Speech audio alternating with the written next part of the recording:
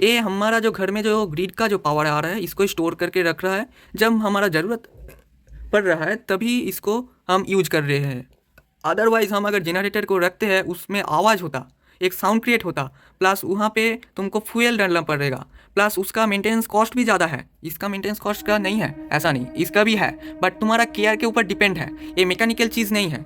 वहाँ पे अगर एक जनरेटर रन करता है तो मैकेनिकल फ्रिक्शन के लिए हीट होकर बहुत कुछ डैमेज होता है। अगर उसको भी ज़्यादातर केयर नहीं करते हो तो उसका भी प्राइस जो रिपेयर करने का प्राइस है वो बहुत ज़्यादा आ सकता है। तो सबको ही केयर करना ज़रूरी है। तो वहाँ से उसको चलाने के लिए जाना पड़ेगा, उसको उसका साउंड है, उसका पेट्रोल लगता है, प्लस जो मेन चीज़ वो पॉल्यूशन क्रिएट करता है।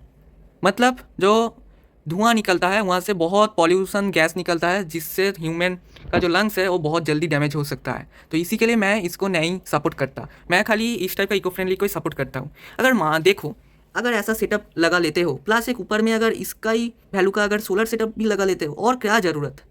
तुम्हारा घर में इलेक्ट्रिसिटी का भी मतलब जो मेन ग्रिड से जो मीटर से जो पावर आ रहा है उसको भी लेना ज़रूरत नहीं है, प्लस तुम्हारा सोलर से ही पूरा घर चलेगा।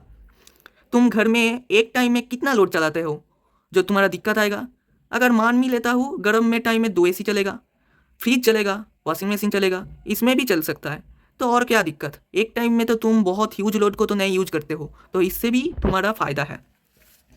तो इन्वर्टर का जो मैं बताया, अब इन्वर्टर को छोड़ के बैटरी के बारे में बताता हूँ। तो बैटरी जो है ये सुपर जंबो ट्यूबुलर है। मतलब क्या है, ये छोटे साइज में ज़्यादा पावर देता है, और इसका बड़ा साइज भी आता है सेम वैल्यू का, बट वो आता है टॉल ट्यूबुलर, मतलब लंबे हाइट में आता है, ये छोटे हाइट में। पावर का जो रेटिंग है वो सेम ही होता है, बट इसमें फ़ायदा क्या है, ये छोटा स्पेस लेता है, वो ज़्यादा स्पेस लेता है। प्लस यहाँ पे देख पाओगे इसके उकाया बैटरी का जो लेवल इंडिकेटर आता है, वाटर लेवल इंडिकेटर, ये इंडिकेटर भी बहुत अच्छा है। डिज़ाइन के लिए नहीं, यहाँ पे जो इंडिकेटर लगा हुआ है, यहाँ पे अगर देखते हो रेड सर्कल है, एक ग्रीन सर्कल है। इससे अगर नीच में चला जाता है रेड में तो बैटरी ए सेल पूरा डैमेज है, इसको फिर से रिपील करना पड़ेगा।